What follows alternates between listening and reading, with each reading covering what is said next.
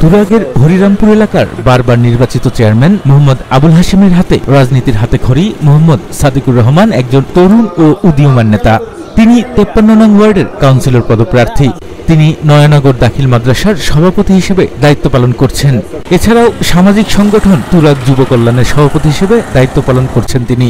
পাশাপাশি তিনি তুরাগ থানা আওয়ামী স্বেচ্ছাসেবক লীগের সাবেক প্রতিষ্ঠাতা সভাপতিও ছিলেন। 53 নং ওয়ার্ড একটি অবহেলিত ওয়ার্ড হিসেবে উল্লেখ করা হয়েছে। এই ওয়ার্ডটি সিটি কর্পোরেশন অন্তর্ভুক্ত হওয়ার পরেও তেমন কোনো উন্নয়ন চোখে পড়েনি। এছাড়া যে সকল রাস্তার কাজ চলমান সেগুলো ধীরগতিতে চলার কারণে মানুষের ভোগান্তির যেন শেষ নেই। তাই এবার সাধারণ জনগণ এমন কাউন্সিলর চান যিনি সততার সাথে উন্নয়ন করে সাধারণ মানুষের ভাগ্য ফেরাবেন।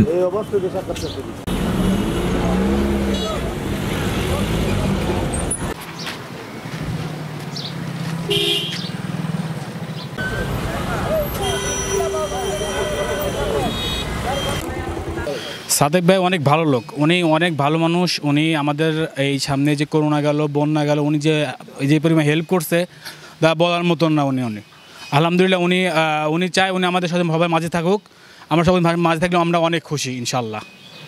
হ্যাঁ, সাদেক ভাই লোক হিসেবে অনেক ভালো এবং জনদরদির লোক। উনি খুব ভালো কাজ করে। ইনশাল্লাহ উনি যদি নির্বাচিত হয় আমাদের এলাকাতে খুব উন্নয়ন হবে, ভালো কাজ করবে। সাদেক ভাই ভালো মানুষ, উনি গরিব দুঃখী মানুষের পাশে সবসময় থাকে। যে কোনো সময় ওনাকে ডাক দিই উনি আসে। উনি কাউন্সিলর হলে দেশের উন্নয়ন হবে, দেশের সহনাকারী ভালো মানুষ। আসসালামু আলাইকুম, আমি শফিকুল ইসলাম।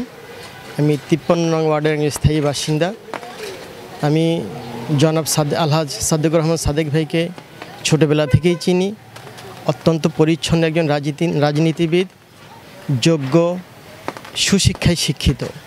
তিনি সবসময় সকলের পাশে থাকেন। যে কোনো বিপদে আপদে রাত নাই, দিন নাই, সকাল নাই, সন্ধ্যা নাই, উনি ছুটে আসেন। উনি নেতৃত্বের চেয়ে জনগণের সেবাকে বেশি পছন্দ করেন।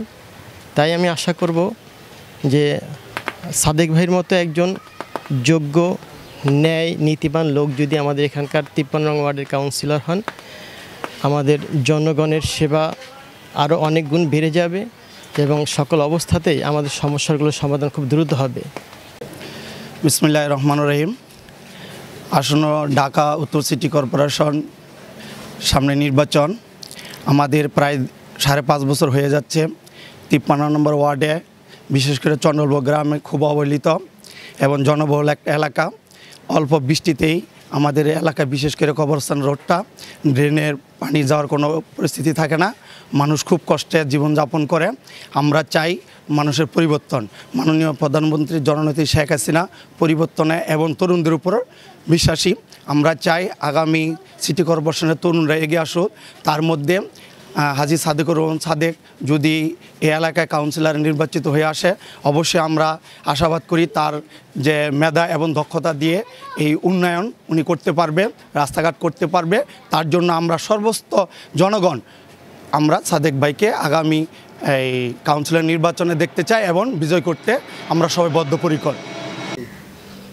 সাদেকরা আমরা ছোটো থাকতেই দেখতেছি, খুব ভালো লোক। তারে আমরা কাউন্সিলর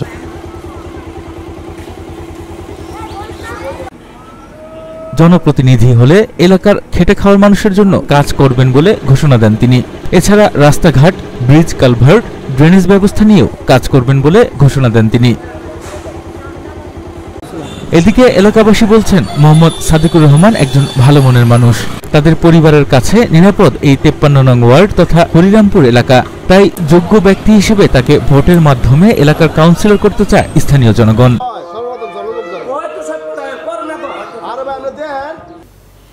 বিসমিল্লাহির রহমানির রহিম। আমি মোহাম্মদ সাদিকুর রহমান। আমার পিতার নাম হাজী মোহাম্মদ বশির উদ্দিন।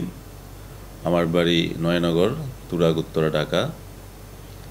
আমি আগামী ঢাকা উত্তর সিটি কর্পোরেশন নির্বাচনে 53 নং ওয়ার্ড কাউন্সিলর পদপ্রার্থী হিসাবে আমার এলাকার সর্বস্তরের জনগণের কাছে দোয়া চাই, সমর্থন চাই। আমি এই এলাকার আলো বাতাস এবং মানুষদের সাথে মিলেমিশে আমি এ পর্যন্ত এসেছি। ছোটকাল থেকেই আমি একটি রাজনৈতিক সংগঠনের সাথে জড়িত।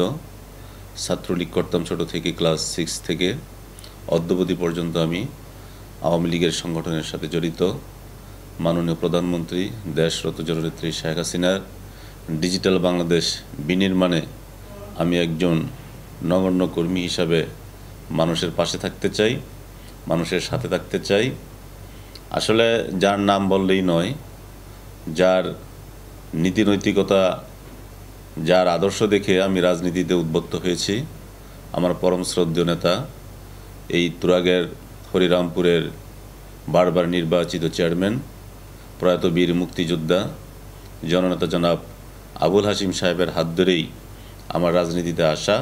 তার অনেক কাছে থেকে আমি দেখেছি মানুষকে কিভাবে সেবা দিতে হয়, আর মানুষের সেবা করার জন্য একটি মাধ্যম প্রয়োজন। আমি ইচ্ছে করলেই আসলে কোনো রাস্তাঘাটের উন্নয়ন করা, রাস্তাঘাটের কাজ করা আমার পক্ষে সম্ভব নয়।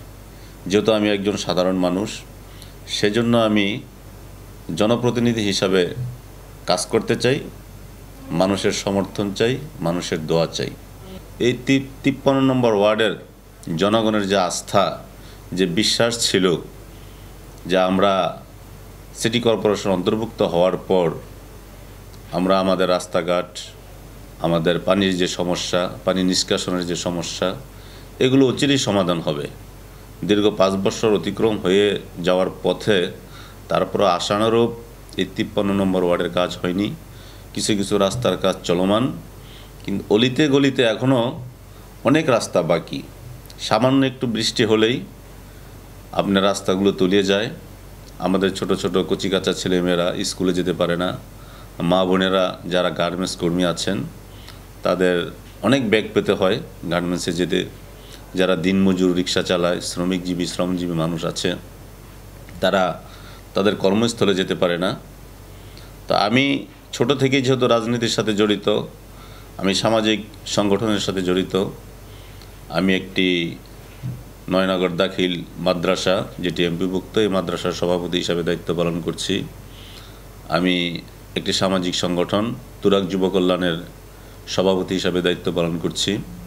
আমি দীর্ঘদিন তুরাগ থানা আওয়ামী স্বেচ্ছাসেবক লীগের সভাপতি হিসাবে ছিলাম, প্রতিষ্ঠাতা সভাপতি। তো এত তো কিছু সত্ত্বেও আমি মানুষের কাছে যাওয়ার জন্য চেষ্টা করেছি। বিশেষ করে করোনাকালীন সময়ে যখন সারা বিশ্বে লকডাউন ছিল, তখন নিজের জীবনের মায়াকে তুচ্ছ করে আমি মানুষের পাশে থাকার চেষ্টা করেছি।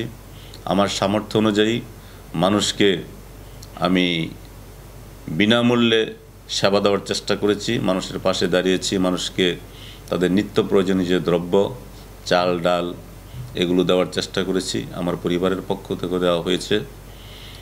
তো আগামী যে সিটি কর্পোরেশন নির্বাচন অনুষ্ঠিত হবে, ঢাকা উত্তর সিটি কর্পোরেশন, এই নির্বাচনে আমি একজন প্রতিনিধি হিসাবে, একজন প্রার্থী হিসাবে আমি মাঠে থাকতে চাই। জনগণ যদি মনে করে যে আগামী নির্বাচনে এই ডিজিটাল এই যুগে একজন তরুণ লোকের প্রয়োজন, একজন শিক্ষিত স্মার্ট লোকের প্রয়োজন, একটি স্মার্ট 53 নম্বর ওয়ার্ড গড়ার জন্য নতুন প্রজন্মকে এগিয়ে নিয়ে যাওয়া প্রয়োজন, তাহলে আমি মনে করি আমরা যারা এই 53 নম্বর ওয়ার্ড থেকে প্রতিদ্বন্দ্বিতা করব, ইনশাল্লাহ জনগণ যদি আমাকে সুযোগ দেয়, আমি আমার জীবনের শ্রেষ্ঠ সময়টুকু, আমার জীবনের বাকি সময়টুকু আমি জনগণের পাশে থেকে সেবা করে যেতে চাই।